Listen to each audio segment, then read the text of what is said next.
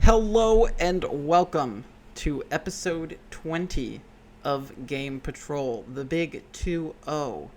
We've been around for 2 whole decades. Who can believe it? Yes. But I am joined, as usual, by my bestie, Lucas Bakle, Me. who cannot bless us with his face this week because something is wrong with his webcam. Just won't turn on or And work. yeah, But so it I says it yeah. is, so I figure it's not a huge deal as this is a podcast and technically podcasts are all audio anyway, but our YouTube viewers, so sorry you won't be able to see his wonderful face it's this okay. I week. didn't shower today either, so it's a win-win. That's what you get for not showering. Webcam break. Damn. Yeah. But yeah, so I guess before we get into things, since you weren't here last week, I mean, the big thing from last week was the big ZeniMax acquiral. I don't know if that's a word, but it is now, by Microsoft. And I was wondering if you had anything you really wanted to say on the topic before we get into this week's stuff. Microsoft did what? Microsoft buying ZeniMax. ZeniMax? Bethesda. Oh, that's Bethesda? I didn't know that. So Bethesda is owned by ZeniMax Media, which Yeah, I didn't know owns that. Bethesda and ZeniMax Online and Tango and Arcane and Machine See, Games. I've never even heard of ZeniMax, but I've definitely heard of, you know, Yeah. yeah. I think it's absolutely nuts. Yeah. That's all I gotta say about it. Like it's. I didn't expect Xbox to pull a move like that.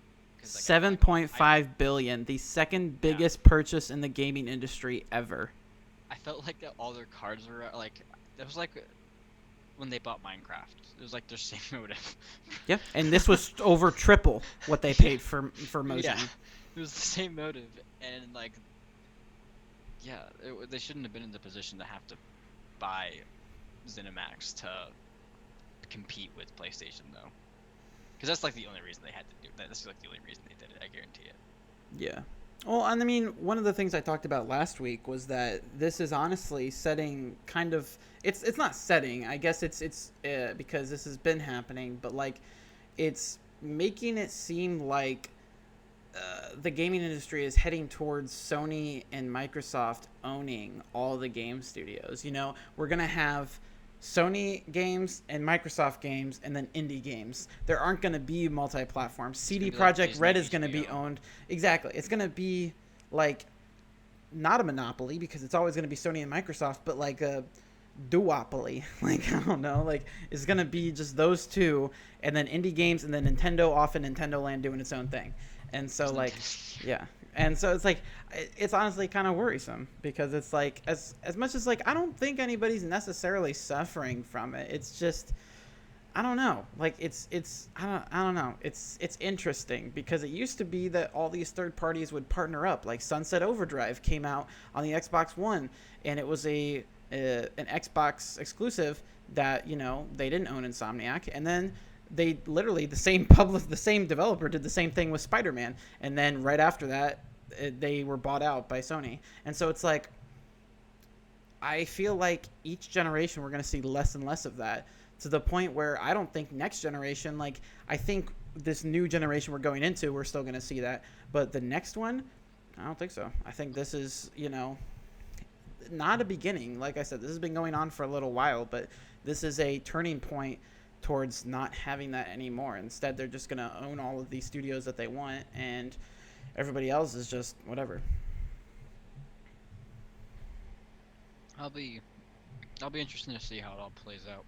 Especially like, you know, there's a potential for New Vegas 2, which is true. Interesting.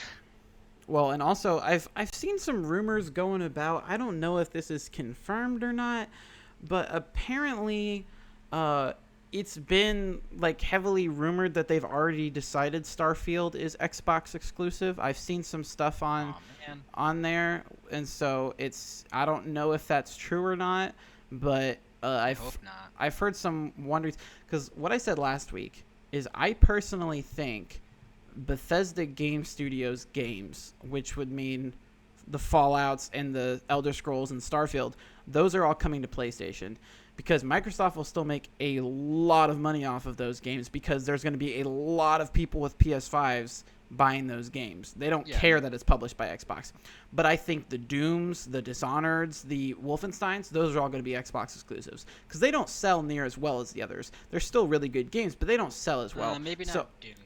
no, look at the numbers. Doom did not sell well. No, I know it's not selling well, but I couldn't see them making that a exclusive game.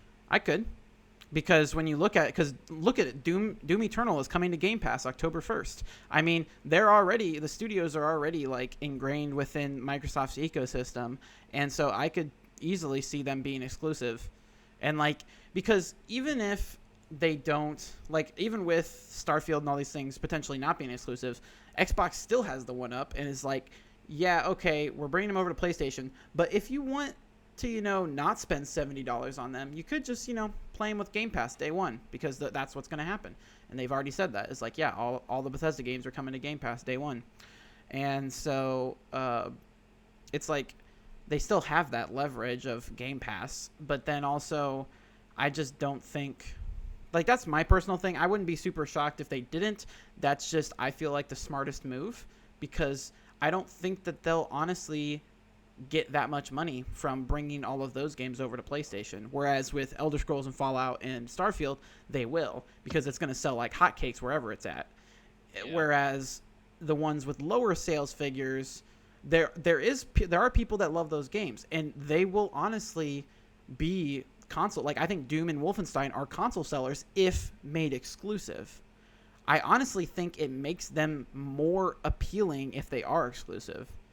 Because a lot of people buy consoles not for the multi-platforms, but for the exclusives. They're like, okay, well, what exclusives does it have? And so for them to say, oh, well, we have Doom and Wolfenstein and PlayStation doesn't, that's a selling point for the Xbox. Because if they bring all the games over to PlayStation, then what's the point of them buying Bethesda? Why did they just spend $7.5 billion? I mean, yes, they're going to make money off of it, but are they going to make $7.5 billion? Eventually, but it's going to take a long time. They'll make that money back much quicker if they make some of it exclusive, but then they'll also gain goodwill by saying, okay, Starfield's coming to PS5 because they'll be like, oh, look, there's an Xbox published game on PlayStation and look, they're pretty nice. Like, oh, look, there's a Series S for $300. These PS5 people will be like, maybe I'll pick up a Series S because look, Xbox is a cool company and oh, Doom's exclusive. Oh, okay. Like that's my thinking. But, I don't think there's really a wrong way for Xbox to do this because they bought Bethesda. And I don't think any way is going to be really hurting anybody. It's just going to be interesting what they decide. Because Phil Spencer said it's going to be a case-by-case basis. So there is no, like, all games are exclusive or all games are not. It's going to depend on the game, he said. So, we'll see. We'll see. Yeah, I'm really interested to see how all this is gonna play out. What games we're gonna get. I really hope they don't. Man, because I don't want to have to have to have an Xbox just to play like as a. Well, remember they're new also Elder going to be on Scrolls, PC. I guess that's true, but then I have to have a PC to run. Like the new Elder Scrolls, if that comes out, I guarantee you, laptop I have now won't be able to run that. Yeah, but that's all way out in the future. I mean, there's the potential for Starfield to come out next year, but that's about the only thing we should be expecting. That'd be so cool. Because there's been rumors that it's going to hit next year. But anyway, we'll get into the games coming this week. Honestly, this has been a pretty slow week, so it was nice to talk a little bit about that before we really get into it. But today, Super Mario Bros. 35 drops on the Switch with the Nintendo Switch Online subscription. So race against time, defeat enemies, and sabotage your opponents in an online battle to be the last Mario standing. So this is the Battle Royale Super Mario Bros. Games that was revealed back at the Super Mario Bros. 35th Anniversary Celebration Direct that they did, that was a few weeks ago. And so that is out today. So if you are a Nintendo Switch Online member, you can download that for free.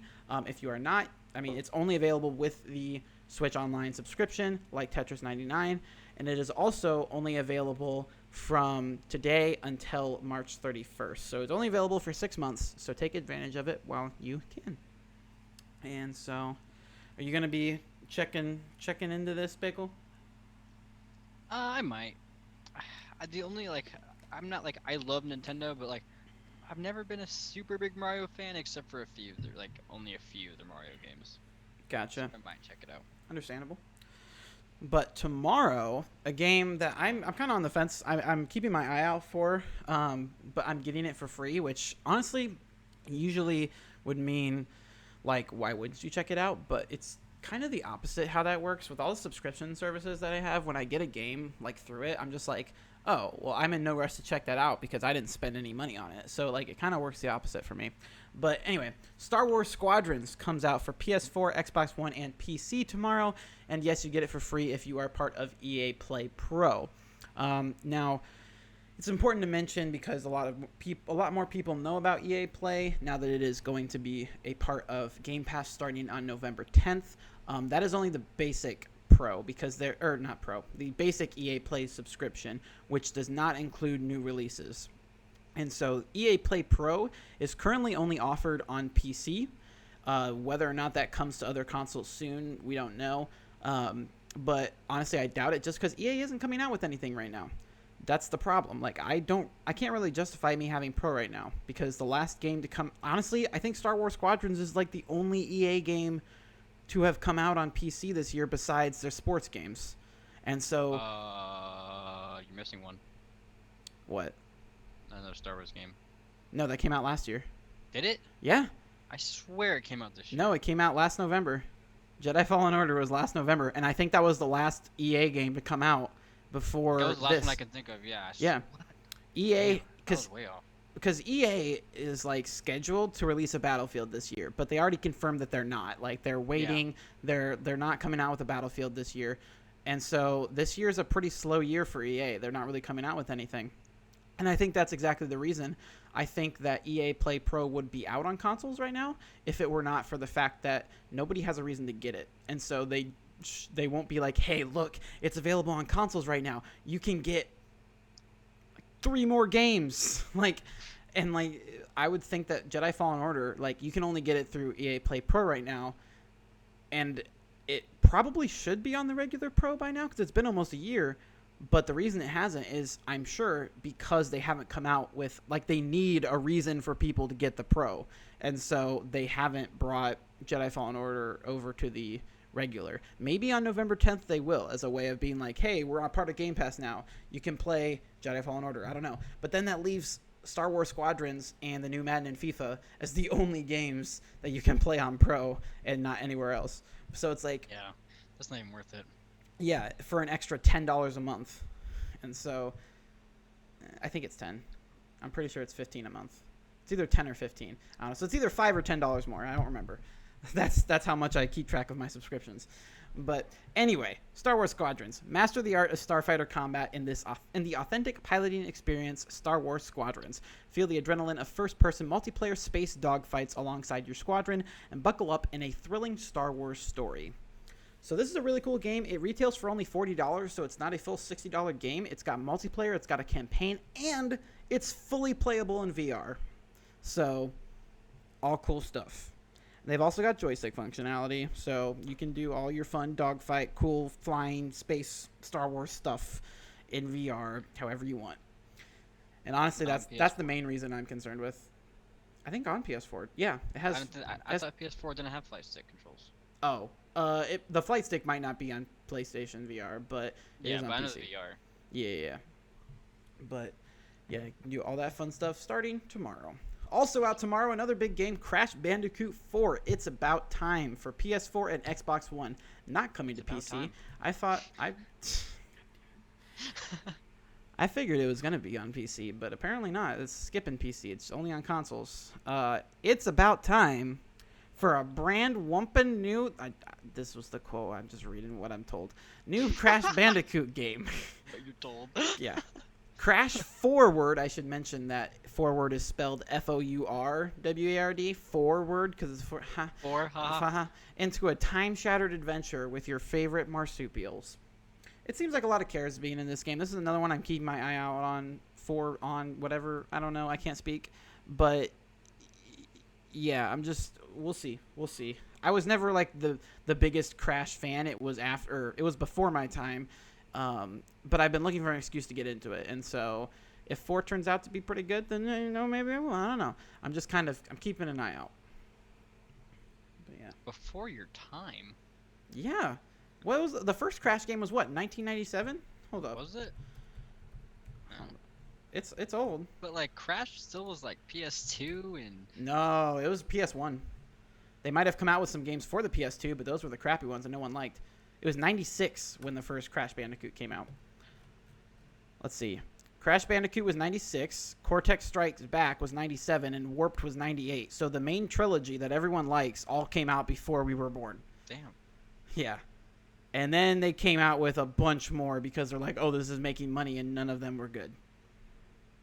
Like, I knew about Crash growing up. Like, everybody talked about Crash. It was just my first console was a Wii, which Crash never came to. And then after that, I didn't have one till the Xbox One. I don't even know if I've played the original trilogy games.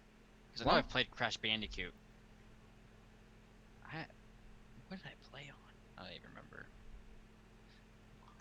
Yeah, well, they did it was 2 years ago, they released remasters of the trilogy. It was all in one collection, the Crash Bandicoot Insane Trilogy.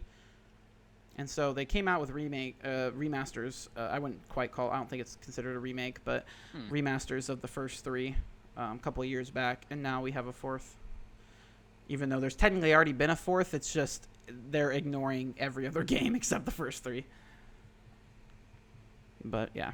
Because that was Naughty Dog that made that. That was their big game. Yeah, Naughty Dog. Know that. Naughty Dog made Crash Bandicoot. What the heck? Yeah, and then the rights were sold to Activision. That's whack. Didn't even know that.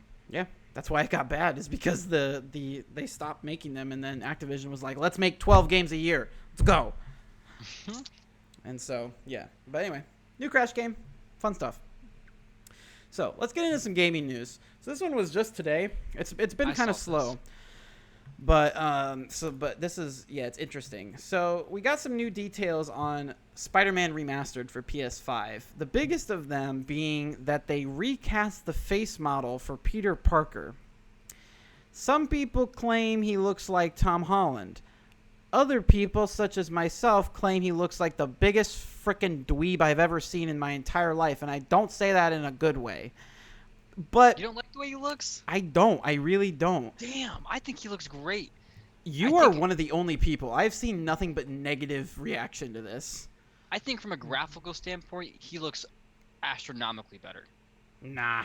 Yes. Nah. But with the lighting, his eyes, he does not look as artificial. He looks way I think his more eyes real. look fake as hell. Compared to the last one? His eyes look fake as hell in the last one. That's what I hated about the last one. Was his eyes look so glossy and like rubbery. They look so fake. If there's one thing I don't like about the last one, it's his hairstyle. It looks a little weird, like it's like kind of all over the place. And so I like this new one's. I think this one's hairstyle is a little bit too toned down in comparison. Like they went from one extreme to another, but the face I just want to punch it. Like that's what he literally looks like. I know that Peter Parker is this dude who got bullied, but like this guy makes me want to bully him. Like I don't like it, but I don't know.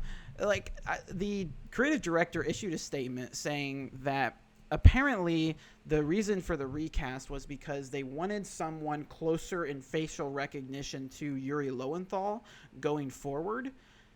But the thing is, honestly, I think the original looks closer. Like, the only thing I can think of is that, like, if they do motion capture with both...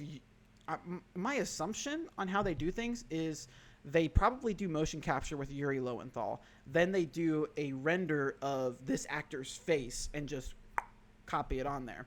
And so, in that regard, I'm thinking maybe that, like... his facial structure is closer to Yuri Lowenthal's versus like actual looks, like, you know, like his face is like as narrow as Yuri's, or like something like that. Like, that's the only thing I can think of, because this does not look. This looks worse than the other guy in terms of, like, compared to Yuri Lowenthal. So I don't know. But yeah, but this also is not the first time a game has done this. Like, I think there's been a lot of times where games have done similar things, and well, actually, it's literally just Spider-Man. People are giving Spider-Man a lot of hate for how the remaster has been handled, but it's literally been done before. The Last of Us remastered came as a separate, like, you didn't get it for free. You had to pay extra for it. I forget how much it retailed for. I don't think it was a full $60 game. But with this one, you know, you're paying money for it. You don't automatically get it if you have the PS4 version, and you have to get it with the Ultimate Edition of Miles Morales, which will cost you $70. But you also get a new game plus the remaster. So technically this remaster values at $20, which is a hell of a deal. But then this whole recast thing has been done before. They did it with Tomb Raider Definitive Edition when it came out on new consoles. They recast they did a new face model, and honestly, I didn't like it then either. However, when I played the sequels, when I played Rise of the Tomb Raider and Shadow of the Tomb Raider, I didn't mind it because that's just how I knew it. I think the big thing that makes people be like, ew, is because they have already psychologically attributed the voice to the face. And now that you're switching the face, people are like, what? That doesn't sound right, because they already know the voice to the face of the one thing. It's almost like hearing a note off key. Like, exactly. And so I think Spider-Man 2, when it inevitably comes out, I don't think people are going to have a problem with it. But I think with this remaster, people are going to have a problem because, again, it's not what they're used to. But when they get something new with this new face, like, I don't think people are going to care. But yeah, I don't know. Yeah, I think they did way better with his hair and everything, dude. That's just, I don't like hate it or anything. I just think this is a step down from what they had previously. I thought Peter Parker's player model was like the weakest, like, graphical thing on that game. Well, here's the thing. I remember when I first played the game, I was not a fan at first. Like, I was like, this character model looks whack. But then by the time I got to the end of the game, I loved it. And so it's weird that now I'm like, I get this, and I feel like when I play this, because I am going to play this, because I have Miles Morales pre-ordered, and so that it warrants a replay after I finish Miles Morales, of course. I feel like by the time I'm done with it, I'm going to be like, okay, this is fine. Like, I'm wondering if I'll have that exact same thing, where it's like I didn't like the character model at first, and then I loved him, and now it's like I don't like this character model, and then maybe it'll, I don't know. I think you're right, though. I think it's just, like, people not liking the connection of Peter Parker and, like, changing the face.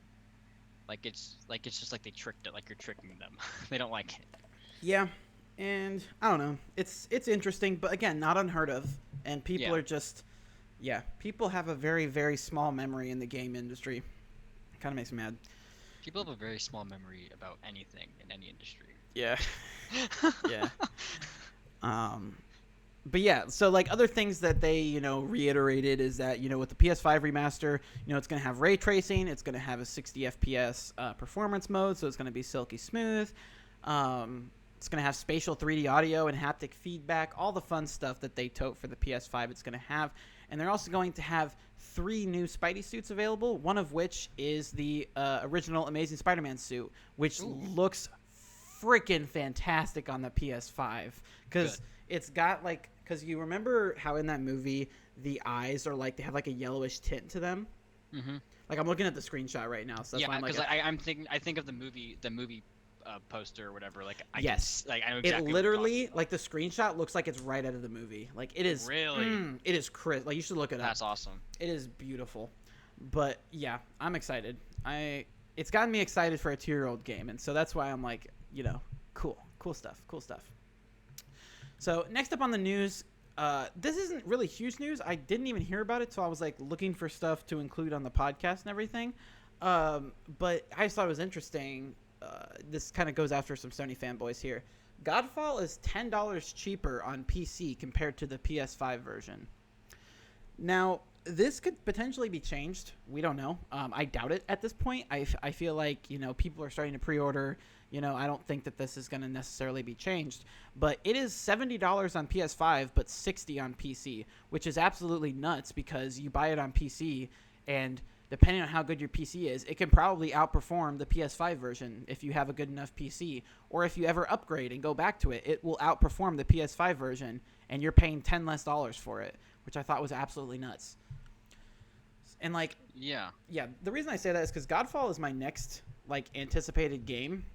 And one of the things we're going to talk about later in the podcast is how October really doesn't have anything that I'm interested in, but November has got some stuff. And, you know, obviously Cyberpunk is coming out, but the week before that, Godfall is dropping. Literally a week before. And so I plan on playing it a bunch and getting it on PC, not PS5.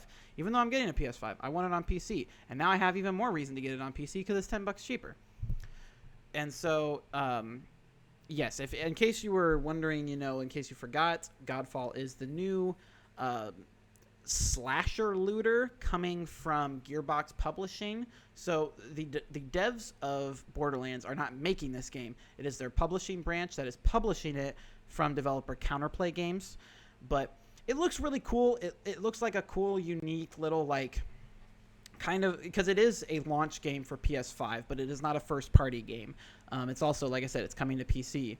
But it seems like a fun launch game-esque, like launch-esque game, where it's like it's touting off the new fun stuff of the PS5, and it's just like, well, PCs have been able to do it. So it's like it's not being hindered by the PC at all. It just seems like a cool thing that to show off the PS5's capabilities and all this fun stuff. And it's just, you know, I don't necessarily think it's going to be like Game of the Year or anything like that, but I think it's going to be really fun, and it could be Game of the Year. You know, I don't know, but it is exclusive to the Epic Games Store. But yeah, it retails for $60, and all the other editions are $10 cheaper. The deluxe edition is $90 on PS5 and $80 on PC, and the more expensive Ascended edition is $100 on PS5 and $90 on PC. So it's like, I don't know what's up with that. So it's like, though this is not the case for every game. Like, there are other third-party games like Assassin's Creed Valhalla, which are $60 on PS5. So this is not Sony being like, all your games are all the games are $70 on PS5. I am wondering if they're pressuring people, because ultimately the prices of games are determined by the publisher. They're not determined by Sony or Microsoft unless they are publishing the games. And so this was Gearbox's decision to make them 70. I'm just curious if Sony was like, hey, make your game $70 so that we don't look like a bad guy for making our game $70, because I could totally see that being a thing. Because Xbox is not doing that. Halo Infinite, which doesn't even come out till next year, is $60. Pre-orders just went live last week. Wow. So Xbox has shown they're not doing that, at least for now, for the next year at least. And so meanwhile, there are games coming out next month that are $70 on Sony's end. So it's interesting to see this, and whether that was due to Sony doing something or not, I don't know. And so, yeah, that's something. I saw it was curious, and I'm interested to see if we'll have any more cases like this leading up to launch and throughout year one of the next gen.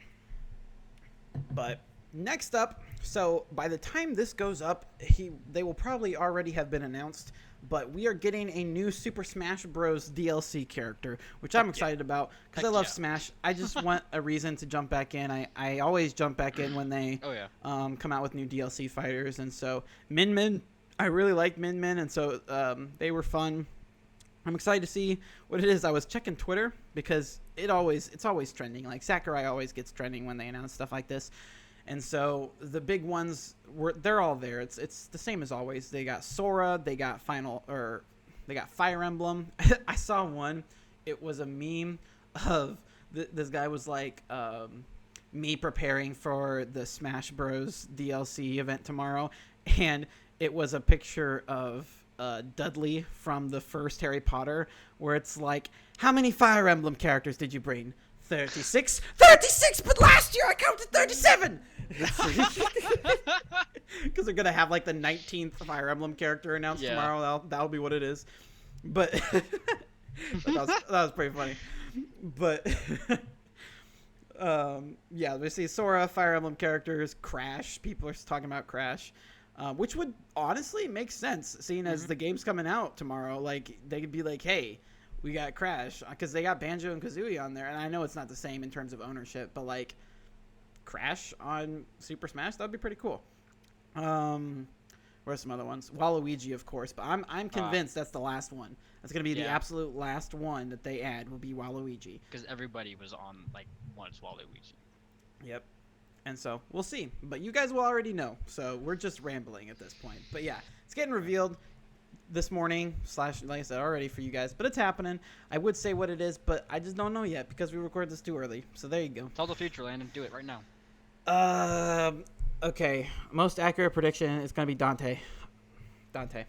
I don't know why people are saying that, but that's what I want. If they come out with Dante as DLC, I'll be happy because that'll be their big thing. Because DMC 5 Special Edition is coming to Series X and PS5 at launch, and so DMC's been in the news lately, and so they'll just be like, because they never give us what we want. They're never going to give us Crash, because Crash would make sense, but they're not going to do that because they don't make sense. And so they're like, this is the time to do Dante, because they don't make bad calls.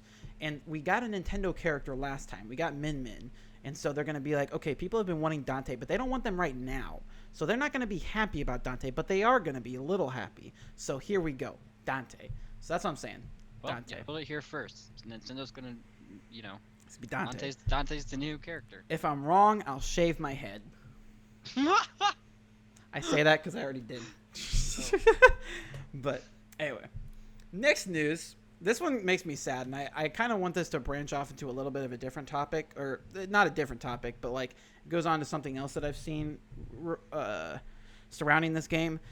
So the Cyberpunk 2077 devs are now required to work 6-day weeks to meet the November release date, which is not, unfortunately, is not a super uncommon thing in the gaming industry. Crunch culture is very much a real thing and has been really focused in on lately as like studios are getting exposed, especially ones behind these big open world RPGs. Rockstar got a lot of flack for crunch for Red Dead, and you know it's not a new thing, it's not an uncommon thing. But the big thing that's putting them under scrutiny right now is that they specifically said that they would not do crunch for this game. They specifically said that they were avoiding crunch. And they have, like, since this report has come out and then been confirmed, the developers have said that they are being well compensated for their overtime. Which, okay, but you literally said we're not going to do crunch, and here you are doing crunch. And it's like, it was, I think 2 weeks ago, they said, yeah, there's very, very low chance that we're going to delay this anymore. We're meeting this November release date. And now it just looks like, well, did you need to? Like, are you doing this because you, like, your people like, I don't care how long they delay it. Like, yes, I want to play this game, but I know it's going to be good. And if it's going to get delayed, it's for a reason. And so delay it if you need to. Don't make the people work harder and then make it more likely for them to make mistakes just to get your game out at a time. Like, this isn't good. I mean, as long if the workers are happy, it'll be all right. The problem is that crunch culture does not make workers happy. Like, well, yeah, but like if they're being like you said, if like the workers are said they're being well compensated and stuff like that, like if they're okay with the terms that they're working under, I think it'll be okay. Well, this is the thing though. It's the person paying them that's saying they're being well compensated. If we had someone working on the game, if we had a programmer saying, "Oh yeah, I'm fine with it," you know, then it'd be something, but we're not hearing jack squat from them. And honestly, I doubt we will, just because of, like, legal. I don't know how that all works. I don't know what they're supposed to say about that and all that stuff. But, like, I have yet to hear a person that has worked crunch say, oh, yeah, it was fine. We got paid well. Like, I'm not necessarily saying that all of them think the opposite, that, oh, it's terrible. But, like, and again, they specifically said they weren't going to do this, and then they turned around and did it. And so it's like, I don't know. I love CD Projekt Red. I don't like saying this. And, like, the reason I say this, too, is to the point I alluded to earlier. So, on the newest episode of Night City Wire, which is this semi-regular series they've been doing, revealing more and more information about Cyberpunk, which I've intentionally not watched because I like to go into games kind of fresh. And so, getting all this dump of knowledge, I just kind of, like, if anything big gets announced, I hear about it, you know, like, I know all that stuff. But, like, for the most part, I try to keep myself out of the loop with that. But they got themselves into a little bit of trouble because there's a lot of gangs in the city, right? They have different factions and stuff like that.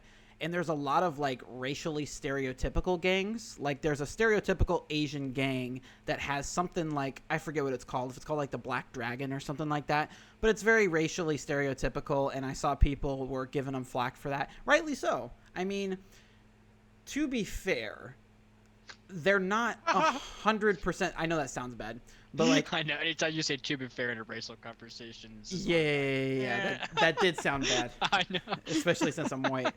But yeah, don't clip that. Okay, you're with the Mexicans. But like, I mean, to be fair, there are a lot of real life gangs that literally go off of racial stereotypes, like they do it to themselves. Like this, like when you talk about historical accuracy, I know this is set in the future, but like when you look at real life gangs, a lot of them do follow racial stereotypes and stuff like that. And a lot of gangs do, like, they're not very racially diverse because the gangs have to deal with like the local areas, which are usually segregated by race because that's how society works. It's not a good thing, but that's just how it works. And so to be like I said, to be fair, like it's not like really that inaccurate. Yeah, like the Yakuza exist. Exactly. Well, that's also in Japan where like pretty much everybody is Asian. So that's not a good example, but well, there's Yakuza in the United States. There are? Yeah. Oh, wow, I didn't know that. But okay. Yeah, but there's like there's a whole thing, like history about them. Yeah, like you think about like gangs in Chinatown and like different things like that. But it becomes a thing of like how far is too far, and like I don't think CD Projekt Red was sitting here saying, you know, okay, we're gonna make a racially appropriate Asian gang. And like, who knows, maybe they did. Maybe there's like a specific storyline with this gang that really ties into like Asian culture, and it's like super well done and researched and stuff, and maybe, but it doesn't look great on the outside. Yeah, as long as it's accurate, like, you know. Yeah. Like, as long as they're not going in there just for like to milk the Asian stereotype. They're going in there to get it right. Inclusion for the sake of inclusion, not with any specific meaning. Yeah. Yeah. Understandable. Yeah. It's just, and this is again another reason why it's never a good thing to be ignorant, but like with video games, like I keep my ear out for things like this, but also I try not to dig too deep into them, because the more you dig into stuff like this, the more assumptions you are forced to make, which may or may not be true. And so, like, even like what you said with the crunch, you know, maybe the people are working there are fine with it, and maybe they were asked, like, are you okay with this, and they came to an agreement. I feel like they would have said that to like be like, hey, they agreed on this if that was the case. But like, you know, we don't know all the things going on in that development studio. We don't know the decisions that were made to get them to this point. And so I don't know, it's just it comes to a lot of assuming, but we also need to realize that that, you know, people, like with the racial thing, you know, there are people being offended by this, and that matters, and there are people that could potentially be hurt by this crunch, and they matter. And so it is important to call this stuff out, but it's not necessarily enough to condemn the game for it, because again, there's a lot we don't know. And so it's kind of like making people aware of that, and maybe putting some pressure on to be more, to give us that context to explain the case a little bit more, but also not just be like, I'm going to boycott this game because it's racist and they force their people into slave labor and this and that. Like, there's a balance to it. Yeah. But yeah, it's something to keep an eye out for. I don't know. And it's something I am going to look, like I said, with the racial stereotyping thing, it's something I'm going to look at when I play this game, because I'm going to play the living shit out of this game. I don't care. Yeah. I'm sorry. That's what's happening. But it is something I'm going to look out for, you know, and like it will influence my opinion on CD Projekt Red. I don't want to support a racist company. Mm-hmm. And like, even with something like this, it's like, I got to watch what I say here, because this is going to sound bad, because it's like, I don't want to say I am downplaying their racism or anything, but there is also the potential that this was completely accidental, that they did not mean, because there's a lot of socially ingrained racism, you know, like there's a lot of microaggressions we do without even realizing it. It's less common for things like this, because this is an entire group of people making this. One person saying something that's completely accidentally racist is not quite as bad as like an entire group of people who made this together, who could have seen, like, that's a little less acceptable to be like, okay, all of you did not realize this was racist. But again, it's difficult because we don't know the extent. We don't know how and it's something I'm watching, but I don't think we can condemn them because we don't know that much yet. Yeah. But yeah. So after that heavy topic, we're going to talk about a new cloud gaming service because they just pop up everywhere. All the time. All the time. So a few days ago, Amazon announced, this was something that had been rumored for a while. They have announced Amazon Luna, which is their cloud gaming service, a direct competitor to Google Stadia. And so it's going to offer various game channels that users can subscribe to, which offer access to a library of games. They also announced a Luna Plus game channel, which will basically be the equivalent of Stadia Pro.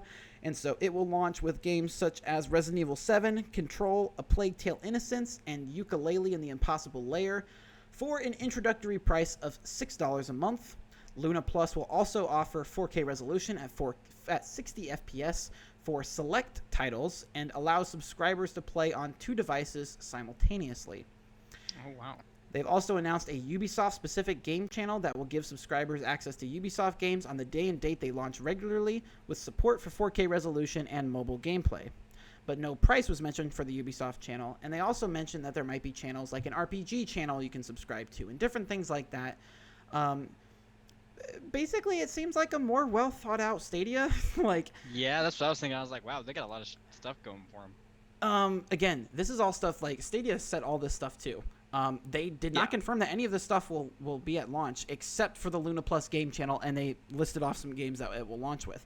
But, you know, it could be the same thing as Stadia. It's like none of these things happen at launch. Because I could definitely see that. We still haven't seen like half the features Stadia like has promised. Well, and I think again specifically with this Ubisoft game channel, we still haven't gotten Uplay Plus, which they said would come to Stadia. We still haven't gotten that yet. I thought for sure on the last Ubisoft Forward, we were going to get the announcement of Uplay Plus for Stadia because of Immortals Phoenix Rising having the exclusive demo on Stadia. So like there was stuff like but like Ubisoft is working with Stadia, and so the fact that Uplay Plus still hasn't launched on Stadia, honestly, like I don't think it's anything on Ubisoft's end. I think it's that something's wrong with Stadia's infrastructure that it can't support it right now, and it's weird. It's very weird. But yeah, this has good stuff. And they also have a $50 Luna controller available to use with it, although it is also playable via mouse and keyboard or other Bluetooth game controllers. And so it's going to be available in early access starting this month. I signed up for it. I haven't heard of anybody getting their things just quite yet. I'm not sure when those will go out, but it's supposed to start sometime this month. And you can sign up for early access, and you'll be given the opportunity to buy the Luna controller or just, use the service and do whatever you want with that. But it seems like a well thought out version of Stadia. It seems like they're cheaper because they've got this competitor to to Stadia Pro, which is $6 instead of $10. It does seem to be a direct response to Google Stadia. And I think, they're calling this early access. They're making only letting select people in. They're basically doing they learned off of Stadia's mistakes. They looked at Stadia's launch and made sure that they did not launch at the same time as Stadia. This is something that's been rumored for a while. I don't think this is new at all. I think this is something they've been working on for a very long time, and they purposely waited for Stadia to launch first. And they saw how much of a train wreck that was, and they said, okay, we shouldn't do this, this, this, and this. And so I think this is going to be a hit. I think the biggest question is whether or not their servers work. But Amazon's a huge company. They have a lot of resources. And so I don't think it's a very unsafe bet to say that it's going to work pretty well. And so, yeah, I'm excited to check this out. I don't know how I feel about their controller. The controller looks like a Pro controller. It looks like it looks like a Stadia, Pro, or Switch Pro controller. A Switch Pro. That's what I was gonna say. It looks just like a Switch controller, and it kind of makes me mad. Cause I don't care. I know. Switch is my favorite controller, honestly. To date. Yeah, it looks like a Pro controller, and they're just okay, there's one right next to it. Holy crap! They look exactly the same. Slap an Amazon logo on there, and just there we go. But no, yeah, I'm excited to see more cloud gaming stuff because I think it is the future. And because I can't help myself, there's a little bit of Stadia info I want to drop in here. This wasn't on our outline, but I'm just saying it. So a big thing that is out today, we finally have a crowd play game on Stadia for the 2 people that care about Stadia still. Dead by Daylight. Yeah, exactly. And so Dead by Daylight launches on Stadia today as part of your Stadia Pro subscription. I mean, you can also buy it, but it's free with Stadia Pro. And it is the first game to have crowd play, which is one of the big features that they touted when Stadia was first announced, in that it has stream integration with YouTube, so players can affect your gameplay. So that's really cool. And we're getting our second one really soon as well. So next week, Baldur's Gate 3 launches in early access on the 6th specifically, which is Tuesday. So that launches in early access on PC and Stadia, and that will include crowd play where people can actually make story-based decisions for you, like for your game, which I think is really cool. And so this week we're getting 2 games, the first 2 games that support crowd play on Stadia. And so because of that, fun announcement real quick, I usually say this stuff during the plug, but I've been streaming on Twitch for a couple months now. I'm now going to also stream on Mondays exclusively on YouTube to do this very thing. We're going to check out Dead by Daylight this Monday, and then next week we're going to check out Baldur's Gate 3, and we're going to be just basically playing crowd play games and having fun. So if you would like to see how that works, I'm just curious to see how it works myself. That's why I'm mostly excited, at least at first. But check out my YouTube channel if you're not here already. If you're just listening, go check it out. And yeah, we're going to start streaming on Mondays some Stadia games. I'm sure people will be very pleased about that. But yeah. So And isn't there? I can't remember what game it is, but isn't Stadia have an exclusive beta coming to it? For some game. It was announced in the Pixel 5 event today. they mentioned the demo for, I don't know if it was during the event. I didn't watch the event. But I know they talked on their Twitter today about the demo for Immortals Phoenix Rising. Is that what we're the talking one about? Is it like the kind of Breath of the Wild clone that Ubisoft's making? I couldn't really even see what it was. It was just some. I was mostly just listening to it, and it was just some guy with holding the Stadia stuff, like a controller. Yeah, And yeah. the It was thing, and Immortals. He was like, It was, there's an exclusive beta coming, whatever. Da, da. I was like, oh. Cool. Yeah, there's an exclusive demo for Immortals Phoenix Rising coming at some point this fall, and it launches in December. So yeah, they're getting a Stadia exclusive demo for that, which is cool because it's Ubisoft, doing more stuff with Stadia. But yeah, because it's not their game. This is Ubisoft saying, okay, yeah, I have an exclusive demo, and I will check that out when it comes out. But yeah. So, getting into our main discussion here, we are now in a new month. I realized that I titled this wrong on the outline because it is now October and not September. But, yeah, it is October. And so because of that, we are going to talk, like we did last month, about the big games that came out this past month and what to look forward to for this month. So, the best game... This is a game that you missed out talking about last week, Bakle, but I am very excited to have another chance to talk about it. The best game that came out this month, critically, and in my opinion as well, is Hades. I have played this game.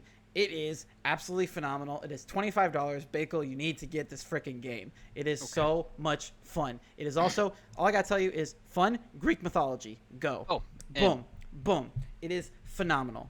Okay, so for people who didn't listen to last week, people like Bakle, people that just don't know much about this game yet, a lot of people have been talking about it lately. A lot of people are throwing Game of the Year around. That is how good this game is. Game of the Year. Okay, now I really gotta play it. Yes. So this is a game from Supergiant. I almost said Supermassive. I was like, no, that's not right. From Supergiant Games, the makers of Transistor, Bastion, Pyre, a bunch of really cool indie games that have all been critically acclaimed. And so this game originally launched on early access a little under 2 years ago and has now come out with its full release. So it is a roguelite, which I would say is best a mix of Diablo and The Binding of Isaac. So what you do is you are the son of Hades, and your task is to try and escape hell. So you have to get through the different realms of hell, which are basically like dungeons, which are procedurally generated, and you have to get through the final boss in each realm to then go to the next realm, and there are like 7 or so, something like that. And again, they're each procedurally generated, but the final boss is still the same. But when you die, you go all the way back down, and you have to start all the way over. However, it's like Gungeon. yeah, escape the gungeon. Mm-hmm. However, when you go back to Hades, you collected all this stuff during your runs that you can use to upgrade, get new weapons, upgrade, your stats, and do all that stuff. So you get stronger and stronger every run, so you can then progress further and further. I love those type of games. Like it feels, it's like hack and slash, but you still feel satisfied. Yes. And one of the things I love about this game is the story. It's incorporated in it. Like the enemies, not all of them, but like the bosses and the different people throughout the game, like back in hell and like all like back at in the House of Hades, that's where your base is, your like main area. They all talk to you about your run, and they're like, "Oh, you got killed by a Gorgon. That sucks. You really must not be a good fighter." Or like they'll talk to you about what you've been experiencing, and there are little story bits, like if you get to a certain part, like and you die, then it's like, oh, there's this secret about your lineage you don't know about. Like, you should get up in the middle of the night and do some exploring while Hades is asleep. And, like, there's just little things that, like, are completely dependent to where you are at in the thing and all these sort of stuff. Like, Meg is the first boss in the first area in Tartarus. And if you get past her and you die, like, you can see her in the House of Hades, and she'll be like, I don't want to talk about it. But then, like, she'll see you again, and she'll be like the next time you have to face her, she'll, like, mention it and be like, I'm not letting you get past me this time. And it changes. Every single time you fight her, her responses will change depending on, like, how far you've gotten and, like, what you did last time and all this stuff. And that's for every single character in this game. That's awesome. Like, you can build relationships by giving gifts to them, and then it'll change how they interact with you, and they might give you stuff in return. And so it's just the amount of, like, variety in this game, and seeing people, because I've also watched people play and how much it changes based on the actions they take. It's so good. What's the platform I should buy it on? Switch? It is on Switch, and I hear it runs pretty well. The only thing I've heard, I've had no problems running it on PC. Sometimes when there are a lot of enemies on the screen, I hear there are some frame dips, but it still runs perfectly fine on Switch. I don't hear anybody saying it runs poorly on the Switch. I just know there's like the occasional frame rate dip that I've heard of when things get super heavy on screen. So I don't think it's necessarily bad. I play it on PC, and so that's what I do, and I've experienced nothing. It's buttery smooth, but like that's probably what I'll do then, just so I have all the power, and I have a laptop, so it's pretty portable anyways. Yeah, but it is absolutely phenomenal, and yeah, it's all inspired by Greek mythology. And so like what happens like throughout your runs, one of the things you can gain, so basically every room you go into offers you some sort of advantage when you kill all the enemies in the room, be it more health or maybe some gold to purchase things, or I'm trying to think of what those things are called. There's like this purple blood. It's I don't think it's called ichor in it, but like it's what you use to get upgrades. Or you can get a boon, which is basically one of the gods comes down, like Zeus, Artemis, Poseidon, and they give you a buff. And like it's really cool interacting with the gods, because they'll be like, because you were kept a secret from the gods, and they just found out about your existence. And so they're like, oh, nephew, how's it going, buddy? Hey, I hope you make it out here so we can chill. And so like, but they give you all these, they can give you buffs and stuff like that. And it's all procedurally generated. So each run is different. You still face the same final bosses for each like section, but otherwise it's all random. And it's it's so much fun. I like the animation. Yes, it is also it's really 3D, good. But like not 3D. It's a really good art style. I love it. Also, girls are thirsting over the main character. Yeah, I would too. Look at him. Yeah, he's a cutie. He's a cutie. So yeah, all the girls playing this game have been shouting out their love for him on Twitter. But it looks pretty interesting. I'm definitely gonna check it out when I have the funds, because I'm poor right now. But on Friday, I will buy it and I will play it because it looks awesome. Heavily recommend it. Like, yeah, people are throwing around Game of the Year right now. I'm terrible I don't know about Game of the Year. Just wait till you play this game, dude. Like, I'm terrible at picking like a number one thing. I always say like my top three. And if I had to say like a top three games I've played this year, I would say this, Ghost of Tsushima, and Doom Eternal. Those are my top three right now. Damn. It is up there, man. Like this is gonna be in the top 10 for sure, for sure. The only thing is like I still haven't gotten to Cyberpunk or Watch Dogs Legion if that becomes a big thing. Like Valhalla, there's still a bunch of games we don't know Valhalla's about, but gonna like flop. I don't know. I'm very indifferent towards it at this point. Calling it now. It's gonna flop. I don't know if it's gonna flop, but I don't know. I think they've messed up enough on this last two games that it's gonna flop. See, but they didn't. You look at the last two games. The last two games sold like hotcakes, and they were like I know you didn't like them, but critics loved the last two games. Like they were not flops by any way, shape, or form. People loved Origins and Odyssey, and I personally think Odyssey is the best Assassin's Creed game. It's not my favorite. 2 is my favorite, but Odyssey is the best Assassin's Creed game. It's just not really an Assassin's Creed game, but like it's the best game. But yeah. Man, I hated everything about that game. See, I loved everything about that game, dude. It was it was historical Mass Effect. That's what it was. It was awesome. I loved it. I don't know. It was the gameplay for me. I love the gameplay. I love it. I thought the fighting was absolutely garbage. I thought the fight, like the way you fought, was really dumb. I hated the weapon system. How basically you just had to always change your weapon and use what best item you had at the time. I hate that. See, I like that stuff. I like loot systems. I don't like how Avengers does it because it's dumb, but like generally I like loot systems because it keeps things fresh, and it's like I'm constantly changing what my character looks like, and I like that, and just like customizing. Like they've been doing that since Unity, and I've liked that. That was my favorite aspect of Unity because they added the customization. I get some of the durability and like upgrading your weapons and stuff like that, but I've never liked durability. I think it should be like Ghost of Tsushima. They do it right. I mean, yes. They make an Assassin's Creed game better than Assassin's Creed. That's all I'm saying. That's how mechanically I feel like the game should have played. Odyssey would have been an amazing game. Except all the assassination stuff in Ghost of Tsushima isn't really good. It's not bad. It looks better than what the shitty stuff Assassin's Creed's been doing recently. Like I haven't seen a cool assassination since Assassin's Creed like Black Flag, where you're doing double assassinations, and then Revelations where you had hook blade assassinations. Where are all the assassinations at now? Now you just jump on people from top distances without an assassin's blade. And don't Hold on. What has been the gaming industry's problem with stealth lately? Like, tell me the last stealth game to come out. I think the last one was like Dishonored 2. Yeah. Yes.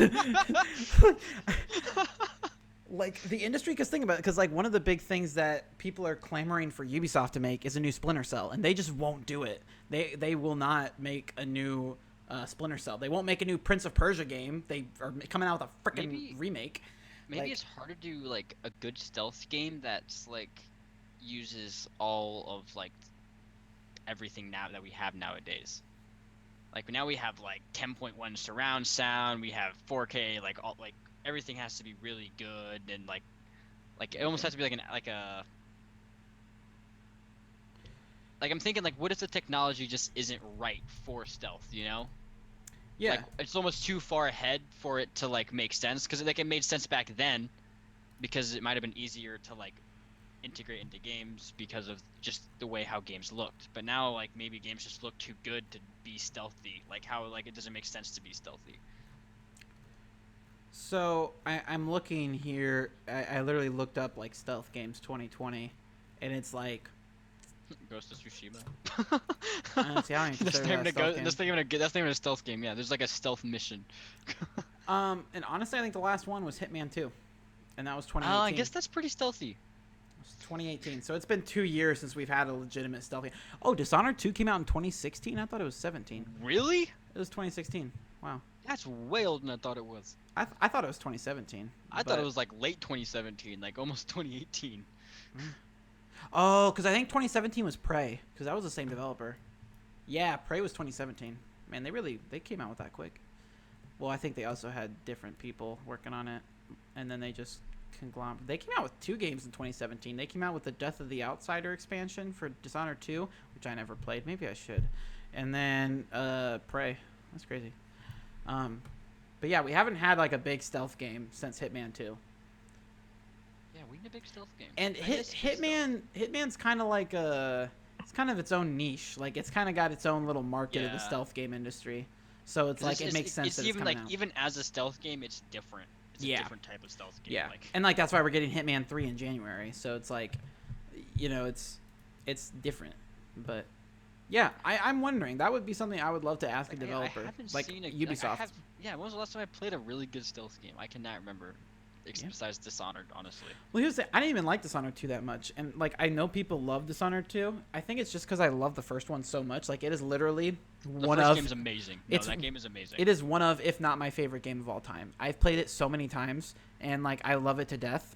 And so I think my expectations were so high for 2 that it just couldn't live up to them. I don't think it's a bad game. It's just it couldn't live up to my expectations. So that's why when 2 came out and everybody was like, "Oh my gosh, this is so amazing!" I played it and I was like. I mean, it was all right. Like, okay. Like, I think they did some cool things with it, but it was just like, I don't know. Like, it wasn't the masterpiece that the first one was. I just thought it was like, it was Dishonored 1, but they added a couple things to it. Like, okay. I thought the ending was kind of cool. It kind of pissed me off, like the final boss, because it was kind of difficult, and I was trying to do a more stealthy run. So I remember being frustrated, but. Well, there were some cool things. Like it's a solid like 7 out of 10 for me. But the first one, I tell anybody if I find out somebody hasn't played that game, I yell at them. Yeah, the story is phenomenal, and everything is so good in that game. It's so good. Like Anyway, we're talking about stealth game. How the hell did we get to this? We got really far off. Holy crap! We were talking about Assassin's Creed. Oh, so we were talking about Assassin's Creed because. How did we get to Assassin's Creed? I don't know. I'm trying to figure that out too. It's because I was talking about top 3 favorite games, and I was talking about Valhalla. Oh, okay. Yeah.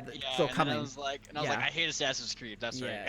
Yeah. Okay. We're back. So anyway, Hades was the best.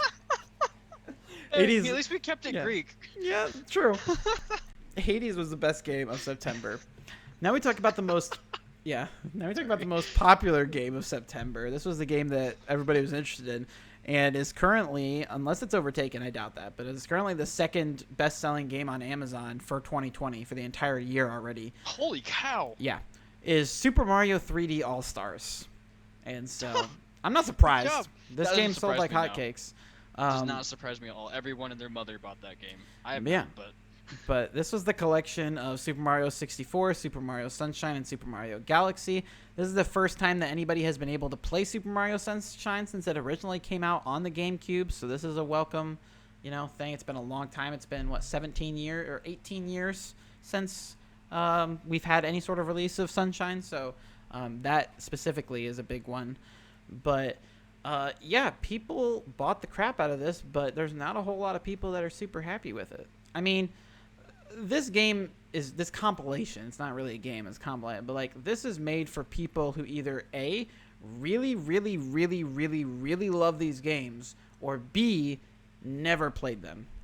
Because that's about it. I mean, frankly, I'm part of that group. I've never played any of these games. Yeah, I feel like a lot of people have not played any of these games, because Nintendo hasn't been super popular the past years.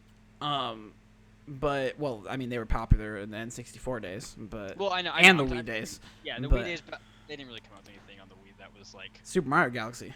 Yeah, except that, and Smash, and Mario Kart, and Super Mario Bros, and Super Mario Galaxy 2. You don't count the Nintendo. They came out with a lot of Wii games, and that's why it's like the second best-selling console of all time. Well, everyone had a Wii, yeah. Yeah, the Wii was definitely popular. It was the Wii U that. That crashed I'm not Nintendo. denying it wasn't popular, but. Yeah. But, I mean, the problem with 3D All-Stars is that it's literally the games and their soundtracks. And they're literally emulations. They didn't do anything. And they took away inverted controls for Sunshine. The controls were literally inverted on the GameCube. And not only did they take away inverted controls, but they won't let you switch it. And What so the I know there's a hell? lot of people pissed about that I would because, be too, because like yeah, that's like if you played the crap out of that game, that completely changes how you play the game. yeah, they change the controls and won't let you change it back. Like that's literally something you could patch up, and hopefully they do. But Yeah, inverted controls would be so easy. because it's literally just an emulation. Like they did nothing to these games. They just upscaled them and were like, good. They should have done something. Yeah, and so people are a little disappointed by that. They're like, okay, and I think it's most of the reason why this is only available for 6 months. I think this was something they realized their 2020 slate was not great, and so I think all the way back in April, and I say all the way back sarcastically, they were like, okay, we need something. What should we do? And they're like, all right, because some people dug up like files, like they leaked stuff from Super Mario 3D All Stars, and the earliest files were from April. So this genuinely could have started a few months ago. They just needed money. Like they wanted something to fill up their 2020 slate because their big game this year is Hyrule Warriors. And so it's like, Yeah, that's pretty weak. yeah, like they don't have a huge heavy seller. And look, this is a heavy seller. Like they did it. It's the second best-selling game of the year already on Amazon. And so, and the first is Animal Crossing. So it's like they have won 2020. Like they did it. And so they have made their sales. And so it's like it worked. Like their plan was right. Like if this was their plan, it was a good plan. And so it doesn't matter if Hyrule Warriors flops. It doesn't matter if Pikmin 3 Deluxe flops. Like They had Animal Crossing. they had Animal Crossing and Super Mario. Like that's all they needed. That's crazy that they just need to release 2 games Yeah, and they're good. and they're Like- good for the whole year. Well, and you look at it, and it's like Amazon is obviously not the only retailer in the world, but you can expect that this sold similarly across other retailers. And Animal Crossing is already one of the best-selling games of all time on Switch. I think it's safe to say that this is going to be one of the most as well. Like once we get the sales figures Yeah. back, like this will be one of the all-time best-selling games on Switch Like I'll probably already. buy it. Yeah. Well, and again, because it's only available until March, and I think that was a huge driving point. Like, I think people would have bought in this game regardless, but especially because Nintendo's like, you can only buy this for the next 6 months. People just want it just to have it. Like just Yeah, like, yeah, I have it's this FOMO. exclusive thing. Yeah. Yeah, it's fear of missing out because if someone decides in April that they want to get this game, they can't. And so, it's people regardless of whether they think they're going to play this game or not, they're going to buy it because it's like, oh, what if I want to later? Like what if I eventually want to play this game and then I can't? I hate to tell you this, but there are such things as used games, but like it's whatever. People don't know about that. There are probably children these days that don't know that. That's the crazy thing with the age of digital gaming and stuff. Like used games. I mean, that's what people are pushing. Are people gonna are kids gonna make fun of me for using discs? Like, is that gonna be a thing? I already have people making fun of me for using discs. What? Think about it, dude. I mean, I mean, I already told you I was making digital already. Yeah. But but like games still make sense because you have used games, stuff like that. yeah. But movies, name one reason why I should go buy a Blu-ray. They're more expensive than digital, and it's like, yeah, you can resell them, but you don't really get a whole lot of money. Used movies aren't really that much worth it. Like, it doesn't make sense. Like, you can go rent a movie just like you can go rent a game. There's just not as many game rental services out there. Online. Yeah, and so it's like, what's the point of getting physical? I can't remember the last time I bought a physical movie. The only time I do nowadays is my steelbooks, and I only do that with Spider-Man because those are my babies. So I don't buy a whole lot of steelbooks either. But like, I think the last Blu-ray I bought was, jeez, I couldn't even tell you. I could not even tell you the last disc I bought. I buy everything with Vudu now. Like, I only get digital movies, and I don't even buy a whole lot of digital movies either because of subscription services. So it's like, Yeah, because I'm a whore for those. yeah, like I have everything. All of them. Yeah. So it's like games are going down that same path too, and it's to the point that we're not really gonna have too many of the physical games. I don't think it's going anywhere anytime soon, but we're definitely heading down that direction. And game developers want us to because then they don't have to manufacture physical copies. It saves them a ton of money, and then people can't sell their used games, so Now we just need it to makes them figure out- even more money. We just need to figure out the storage crisis because games are literally hundreds of gigabytes nowadays, and a terabyte is not cutting it. Well, and an extra terabyte SSD. Did you see how much Xboxes cost? Mm-mm.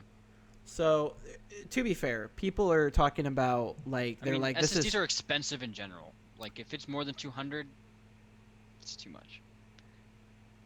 it's 220. That's too much. To be fair, this the SSD is of the same caliber as the Series X, and it is not an external. It's like a memory card. Like Well, yeah, it I mean, plugs into the. It's yeah, not a SSDs. USB. Yeah, SSDs they use SATA, so like even if you were to plug an SSD into your computer, it would still use an eSATA.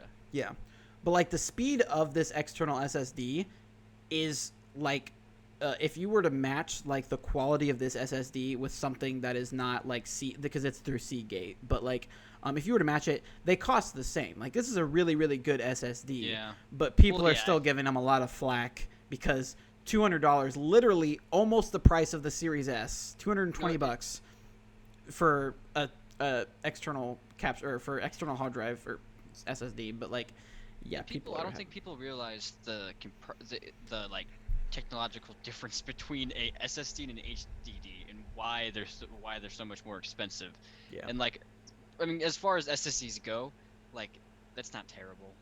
Well, Samsung makes probably the best and the most expensive SSDs, but like, well, and it'll eventually go down. I mean, I've seen a lot of people recommending to go with just external hard drives and not play them off of, but just swatch because you can quickly switch things over from hard drive to your SSD on the Xbox. So just if you don't want to delete a game, but you're not playing it right now, just swap it over to the hard drive.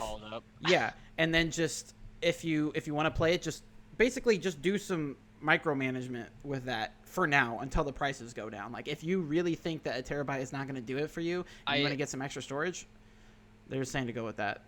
I do think they should have charged 200 only because it's like a console add-on. It's not like yeah. Everybody's saying 220 is such a weird price. Like why not just go 200? 200. It should have been 200. That's like more than 200. Yeah, and it's 220. It was 220. Like what the? Too much. Yeah, that's a weird price. It's a weird price, but yeah. So that's what you can do for the official licensed SSD for the Series X. Yeah.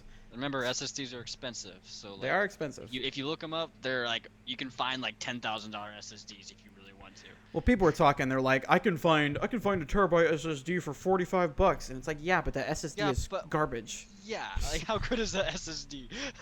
Like yes, like you can find ones for that. Don't just look at the storage space. You also have to look at the speed. Yeah, you gotta look at the controller. Like that's what PlayStation's whole thing is about for theirs. Like they only have 812 gigabytes. It's not even a terabyte, but it's insanely fast. And so, yeah. But anyway, again, we got way off topic. What are we even talking about? I don't remember. We're talking about Super Mario 3D All-Stars. We got talking about Microsoft's SSDs. The end of this podcast is derailed completely. Yeah, it's fine though. It's all right. No, it's fun. Yeah, it's all good. But that was basically our September wrap up. And so now looking those two things. Yeah. It took us like the whole time. Yeah, it took us like we did everything 20 minutes. Yeah. Okay. But so yeah, that was September and October. I mean, to be fair, there are some things coming out in October. Like I already missed, but the thing is, I literally just listed two of like the biggest releases that are coming out this week, literally tomorrow, which is Star Wars Squadrons and Crash 4. After that, I mean, like Watch Dogs Legion is coming out this month, and normally I would be like, yeah, I'm super excited, but also Ubisoft. The last good game they came out with was Odyssey, and that was 2 years ago. And Bakle, I mean, like I said, you don't even like Odyssey, so it's like. As much as I want Ubisoft Legion, has been crap for me recently. As much as I want Legion to be successful, I am very nervous about it. And again, that's another free game I get. I have Uplay Plus, so I'm going to get that game for free. So that automatically makes me lose interest in it. And so it's stupid. Like, it's my brain being stupid, but it's also like, I don't have to shell out $60 for this game. So like, I'm like, okay, well, I have it, so I don't really need to be concerned about it. If I want to play it, I'll just play it. But yeah, that's about it for October. I mean, we're getting Pikmin 3 Deluxe. We're getting a new Walking Dead ripoff. It's the new Dark Pictures anthology game from Supermassive. But yeah, October is a pretty slow month, which is interesting because that's usually not. I mean, we're getting FIFA. October's usually pretty heavy. I mean, it's usually about like mid-October where we start to see these heavy hitters. We don't even have any like horror games coming out this year. We do. Amnesia Rebirth comes out on the 15th or 16th, something like that, of October. So that's another October game. But yeah, that's like the horror game. It would be really awesome if, because one of the big games we don't know is still supposed to come this year, but we still don't have a date, is System Shock Remastered, and that's a horror game. And that's one I'm excited about and I want to pick up. And so it would be cool if they're like, hey, it's out Halloween or whatever. I don't know, though. We haven't heard anything for a long time. So there's a demo out that you can play. But other than that, it basically just looks like Doom, but crank the horror up to 20. And so I'm excited. Like, I will check that out. I just don't know if it's coming this year. And so, but that would be a cool thing to do. Just be like, hey, yeah, it's coming out in October. It's coming out in like 3 weeks. Go ahead, do it. Yeah, it's coming out. But yeah, just say it's coming out. Because honestly, COVID, I don't know. Like, it's, shit. I don't know what days. What are I don't days? even know if we're gonna make it to 2021. I don't know. So it's now or never. Never mind. Forget what I said about Cyberpunk getting delayed again. It needs to come out this year because we probably won't have a next one. That's true. So, yeah. But October, what's coming out? I don't know. But yeah. But so we'll get into the games we've been playing, which has been a slow week for the both of us. I mean, we've both been busy. And so literally I haven't played any games off stream. I played Age of Empires Definitive Edition, which is an aggressively okay game. I said that last week. I'll say it again. Aggressively okay. I like that. Yeah, it's an aggressively okay game. And then I played Halo Spartan Strike, where I can't even say that. That game was garbage, and it crashed 20 minutes in, and I said, I'm never playing this again. And I will stick by that. It was a $3 game. No, screw it. And then, of course, I played more Fall Guys, which I'm actually going to play some more of, like, right after this, probably. So, yeah. I'm really close to hitting max level, and I'm going to freaking do it. I'm, like, 3 levels away, but they're just insanely long because they made the XP. Like, the amount of XP you have to have to level up now is just tremendous because it's almost, again, you're close to max. And so I'm just like, the problem is that Season 2 launches on Tuesday. So I only have a few days to get this. So I'm like trying to getting it. I'm streaming it tomorrow, so I have 4 hours there of and I'm gonna play it for probably like a couple hours today, maybe a little less. I don't know, because it is kind of late. But I'm gonna hit max level. I'm gonna do it probably off stream because I really doubt I'll hit it tomorrow, or today for you guys. But yeah, I'm gonna do it. I don't care. Like, I'll lose sleep over it. I'm hitting it because I'm so close. I'm gonna get that end screen thing, whatever that level 40 unlock is. I'm gonna get it. I'm close. But yeah, that's what I've been playing this week. So what have you been playing, Bakle? Well, I've just been playing Rocket League, mostly just because the new season started. I've been playing with my buddy Travis, which you know, obviously. Yeah. But they added a new tournaments mode, which I've been playing a lot of, where every they do like 6, 9, and 3. Like, I think they have 3 tournaments and like 12. They have tournaments throughout the day, and like you just hop in and join them, and it's 32 teams, and you just play to the end. That's cool. And they are a blast. I got second place today just before the podcast. Actually, it was good times. Yeah, I've been meaning to check it out since it went free to play. I know someone who wants to play with me, but we haven't had the time yet. But I do plan on checking it out here before too long, hopefully. Yeah, I'm hoping that actually we have had a way bigger, for the first time ever, I saw 1.5 million people on playing Rocket League. Wow. Just being online playing, Mm-hmm. consistently for a good 6 hours. We just had 1.5 million people just playing, which is crazy because we usually get we peak at 300 when the season starts, 400. Yeah. So it was really cool to just see the influx of players. Well, yeah, over 1 million people playing for a 5-year-old game. Yeah, that's pretty nuts. Yeah, I was very impressed, and Yeah, I'm glad the community is finally growing, and now it's free to play. Come check it out. Yeah. Hit us up. I'll play If with you haven't played Rocket League at this point, yeah, just play this. Like, holy cow! Like, what's wrong with you? Yeah, Play Rocket League. it's probably my favorite game ever.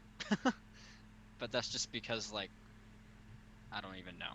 I don't even know why it's my favorite game. It just is. I can just play it and be happy. Yeah. But that's what we've been playing this week. We're having a fun time, and so we're gonna get out of here. I honestly did not expect this episode to last as long as it did. Like we got really tangenty in the last. We did. We were like, all right, we haven't been talking enough. Let's get into it. And so I'm happy about because I was like, this is a slow news week. This is gonna be a short episode, but nah, we did fine. We did just fine. Did fine. An hour and 20, and so, but yeah, we're gonna get out of here. Like I said, this is where I usually plug stuff. So again, if you haven't already, check out my Twitch. I stream on Tuesdays and Thursdays, 5 p.m. Eastern. Although I am now going to start streaming on YouTube on Mondays at, you guessed it, 5 p.m. Eastern. And so check me out there. I do all sorts of stuff. I mean, I say I stream Tuesdays and Thursdays on Twitch. I'm usually streaming more than that because I just like video games too freaking much. And so I've been checking out Halo games for the past few weeks. I plan on doing that. I'm checking out Age of Empires 2 at some point soon before Age of Empires 3 Definitive Edition comes out in a couple weeks. I check out a bunch of stuff, and then I play games. I'm gonna start playing Mass Effect soon. I announced that recently. And so that'll be remaster. It hasn't been announced yet. They still haven't announced it. It got leaked, but they still haven't announced it. I thought it was announced. Nah, it got leaked. They still haven't announced it because it's apparently supposed to come out this month, but they're like, so they haven't said anything. So maybe they just thought that was the maybe they thought that was the announcement. Well, you can't pre-order it. You can't do anything with it. They took down the store listings, but. Yeah, I would love for it to be the remastered, but I'm gonna start streaming that on Thursday. So next week, I'm gonna play some Mass Effect. I'll hop in and watch that just because it's almost like a choose your adventure book. Yeah, it's awesome. But yeah, so I'm streaming all sorts of stuff. Like I said, I've been streaming some Fall Guys now, and that's what's happening tonight. And then streaming season 2 on Tuesday, and then like I said, we're jumping in some Mass Effect next week, and so I'm excited about that. Yeah, like I said, we're going to stream some Dead by Daylight on Monday and some Baldur's Gate after that and all kinds of fun stuff. Yeah. Anything else you want to say, Bakle, before we head out? I think I've said about everything. About everything. All right. Yeah. Nothing else left to say in the universe. There's absolutely nothing of import. So, yeah, this has been episode 20 of Game Patrol. Thank you guys for watching. As always, we got Lucas Bakle with me. I'm Landon Plumley, and we will see you all next week. Go fucking vote.